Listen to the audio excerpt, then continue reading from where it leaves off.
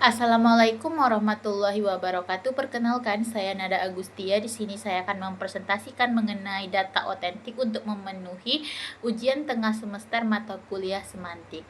Yang pertama yaitu Dexis. Data pertama spesial Dexis. Bukti kalimatnya, why look at the moon when he is right here. Konteksnya, caption Instagram disertai foto kucing yang berada di depan penutur. Analisisnya, kata here termasuk Dexis spasial karena tidak memiliki makna lokasi tetap. Maknanya hanya bisa dipahami jika mengetahui posisi penutur saat ujaran dibuat. Dalam caption ini, pembaca baru memahami bahwa here merujuk pada kucing di depan penutur setelah melihat foto. Tanpa konteks visual, kata here akan menjadi ambigu. Perbaikannya, why look at the moon when my cat is right in front of me. Data kedua yaitu person Dexis. Bukti kalimatnya, need hug, I'm here. Konteksnya, postingan Instagram berisi pesan dukungan emosional. Analisisnya yaitu kata I merupakan Dexis persona atau person, orang pertama. Referennya selalu berubah tergantung siapa penutur atau pemilik akun. Jika kalimat ini diposting oleh orang lain, maka makna I juga bakal berubah. Artinya, referensi kata ini sepenuhnya bergantung pada konteks sang penutur. Selanjutnya perbaikannya, yaitu need a hug, this account is here to support you. Nah, data ketiga yaitu temporal Dexis. Bukti kalimatnya, oke, makasih Nat, besok aku ke sana. Nah, konteksnya ini tuh sebuah percakapan WhatsApp tentang rencana pergi ke suatu tempat. Analisisnya, kata besok merupakan Dexis temporal karena maknanya bergantung pada waktu ujaran diucapkan. Tanpa mengetahui kapan pesan ini dikirim, pembaca tidak bisa menentukan hari yang dimaksud. Makna kata ini hanya jelas bagi pihak yang terlibat langsung dalam percakapan. Perbaikannya, oke, makasih Nat, besok tanggal 9 aku ke sana. Data selanjutnya itu lexical relation. Data pertama yaitu polisemi. Bukti kalimatnya headmaster.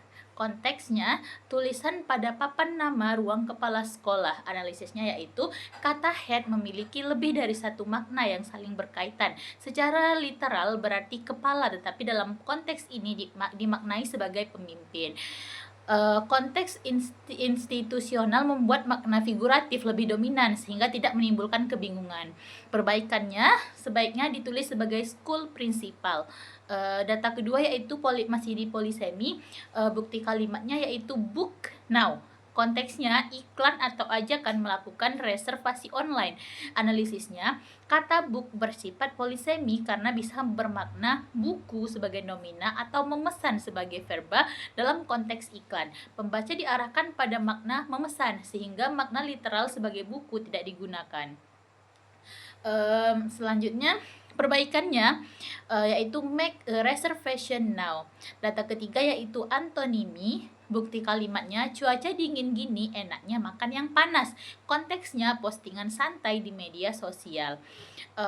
Analisisnya, kata dingin dan panas memiliki hubungan makna berlawanan atau antonim. Penggunaan antonimi ini memperjelas kontras antara kondisi cuaca dan jenis makanan yang diinginkan. Perbaikannya yaitu karena cuacanya dingin lebih enak makan makanan yang panas. Selanjutnya itu ada ambiguity. Data pertama yaitu lexical ambiguity. Bukti kalimatnya, mari kita usahakan rumah kecil yang penuh kehangatan. Konteksnya postingan tentang sebuah keluarga. Analisisnya, kata rumah ambigu karena bisa bermakna bangunan fisik atau keluarga serta kehangatan emosional. Tanpa konteks tambahan, kedua makna tersebut sama-sama mungkin ditafsirkan. Nah, perbaikannya, mari kita usahakan rumah kecil dan keluarga yang penuh kehangatan. Data kedua yaitu structural ambiguity. Bukti kalimatnya, aku lihat senior pakai kacamata. Konteksnya chat antar dua mahasiswa. Analisisnya, frasa pakai kacamata bisa merujuk pada senior atau pada penutur. Struktur kalimat tidak memberikan penanda yang jelas sehingga menimbulkan ambiguitas struktural. Perbaikannya, aku melihat senior yang memakai kacamata. Data ketiga yaitu lexical atau programmatic ambiguity. Bukti kalimatnya, segarkan harimu. Konteksnya slogan iklan. Analisisnya, kata segarkan bisa dimaknai secara literal menyegarkan tubuh atau figuratifnya memperbaiki suasana hati. Ambiguitas ini membuat slogan terasa luas dan persuasif. Perbaikannya, segarkan harimu dengan minuman kami. Data keempat yaitu presupposition. Data pertamanya yaitu bukti kalimat. Seluruh anggota Icon resmi tinggalkan YG Entertainment. Konteksnya headline berita hiburan. Analisisnya, kata tinggalkan memunculkan asumsi bahwa sebelumnya Icon berada di bawah YG Entertainment. Informasi ini tidak disebutkan secara eksplisit tetapi dianggap sudah diketahui. Perbaikannya yaitu YG Entertainment tidak lagi menaungi seluruh anggota Icon. Data kedua yaitu bukti kalimatnya, saya benar-benar menyesal atas kesalahan yang terjadi. Konteksnya, pernyataan publik di sebuah sosial media. Analisisnya, kata menyesal mengasumsikan bahwa penutur telah melakukan kesalahan sebelumnya. Kesalahan tersebut tidak dijelaskan tetapi dianggap sudah ada. Perbaikannya, saya ingin menyampaikan permintaan maaf terkait peristiwa yang terjadi. Selanjutnya data ketiga, bukti kalimatnya, I will never hurt you again. Konteksnya, postingan bernuansa emosional. Analisisnya, kata again mengasumsikan bahwa penutur pernah menyakiti lawan tutur sebelumnya, sehingga informasi ini tidak dinyatakan langsung tetapi bersifat tersirat. Perbaikannya, I promise not to hurt you feeling anymore. 5. Implicator. Data satunya yaitu bukti kalimatnya, aku nggak lapar sih tapi pengen yang manis. Konteksnya percakapan mengajak seseorang untuk makan. Analisisnya, meskipun mengatakan tidak lapar, penutur tidak menyatakan keinginan makan. Ini menyeratkan bahwa penutur sebenarnya ingin makan makanan ringan, khususnya makanan yang manis. Perbaikannya mungkin, aku ingin makan yang manis meskipun tidak lapar. Data kedua, bukti kalimatnya yaitu at least you have tried your best. Nah, konteksnya ungkapan penghiburan. Analisisnya, kalimat ini menyiratkan bahwa hasil akhirnya tidak memuaskan atau gagal, meskipun tidak disebutkan secara langsung. Perbaikannya, hasilnya memang belum berhasil, tapi kamu sudah berusaha. Data ketiga, yaitu sudah jam 10 malam, Kak. Konteksnya seorang mahasiswa sedang kerja kelompok di malam hari. Analisisnya, ujaran ini menyeratkan bahwa kegiatan sebaiknya diakhiri dan penutur harus pulang. Penutur ingin si mahasiswa pulang tanpa mengatakannya secara langsung. Perbaikannya, karena sudah jam 10 malam, sebaiknya kamu sudahi dan pulang. Selanjutnya ada speech act. Data pertamanya yaitu ekspresif. Bukti kalimatnya, we pray for Gaza. Konteksnya, postingan solidaritas. Analisisnya, kalimat ini tidak hanya menyampaikan informasi tapi melakukan tindakan sosial berupa ekspresi empati dan dukungan. Perbaikannya, we want to express our support and prayers for Gaza. Data kedua yaitu assertive. Bukti kalimatnya, the happiest place on earth. Konteksnya slogan promosi Disneyland. Analisisnya, slogan ini menyatakan klaim tentang Disneyland sebagai tempat paling bahagia meskipun sifatnya subjektif. Perbaikannya mungkin, Disneyland is known as one of the happiest place to visit. Data ketiga yaitu direktif. Bukti kalimatnya, harap tutup pintu kembali. Konteksnya papan peringatan di fasilitas umum. Analisisnya, kalimat ini bertujuan membuat pembaca melakukan tindakan disampaikan secara sopan. Perbaikannya, tutup pintu setelah digunakan. Selanjutnya yaitu semantic rules.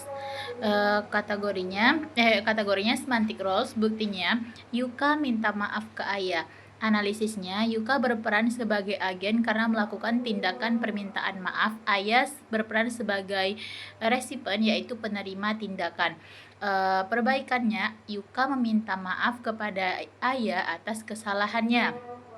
Data kedua, kategori semantic roles, bukti ibu minta kamu beli barang di pasar.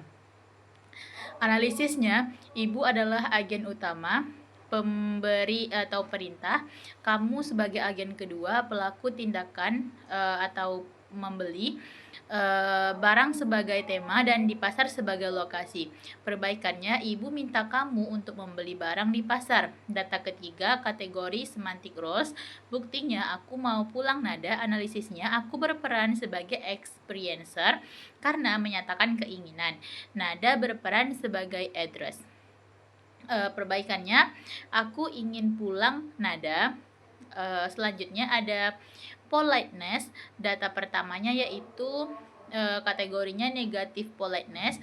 Buktinya, if you don't mind, bolehkah kamu fotokan buku research trend? Analisisnya, ungkapan if you don't mind dan bolehkah mengurangi kesan memaksa dan menghormati lawan tutur. Perbaikannya, tolong fotokan buku research trend. Data kedua, kategori positive politeness. Buktinya, let's go to school. Analisisnya, karena let's bersifat inklusif dan membangun rasa kebersamaan.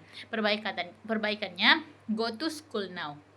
Data ketiga, kategorinya negatif politeness. Buktinya, maaf kak mengganggu, boleh kak kirimin fotonya untuk ID card. Analisisnya, permintaan maaf dan kata boleh menunjukkan sikap hormat dan tidak memaksa.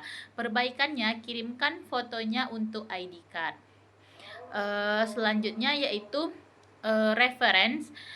Data pertamanya kategorinya definite dan anaphora. Buktinya, aku beli novel kemarin. Novelnya seru tapi gantung. Analisisnya, novel pertama bersifat indefinite. Novel yang kedua, novelnya adalah definite. Definite anaphoric reference. Perbaikannya, aku beli sebuah novel kemarin. Novel itu seru tapi gantung. Data kedua yaitu definite anaphoric reference. Bukti, bapakku merajuk terus beliau pulang. Analisisnya, beliau merajuk kembali ke bapakku secara anaforis. Bapak itu secara anaforis dan sopan. Perbaikannya, bapakku merajuk lalu dia pulang. Data ketiga, kategori definite reference. Buktinya, absen yang sayang dia. Suno itu positive vibes banget. Analisisnya, dia dan Suno merujuk pada idola yang sudah jelas dalam konteks penggemar. Perbaikannya, Suno adalah idola dengan aura yang sangat positif. Selanjutnya ada metafor atau konseptual metafor. Data pertamanya kategori ontological metafor. Buktinya, tulang punggung keluarga. Analisisnya, peran abstrak yang dipahami sebagai benda fisik untuk menekan tanggung jawab. Perbaikannya, pencari nafkah utama keluarga. Data kedua yaitu kategori konseptual metafor. Buktinya, time is money. Analisisnya, waktu dipahami sebagai sumber daya bernilai ekonomi. Perbaikannya, waktu sangat berharga dan tidak boleh disia-siakan. Data ketiga yaitu kategori ontological metafor. Buktinya, jantung hatiku. Analisisnya, kata jantung hati berarti kasih sayang dipahami melalui bagian tubuh untuk menunjukkan kedekatan emosional. Perbaikannya yaitu orang yang sangat aku sayangi. Mungkin itu saja yang akan saya sampaikan.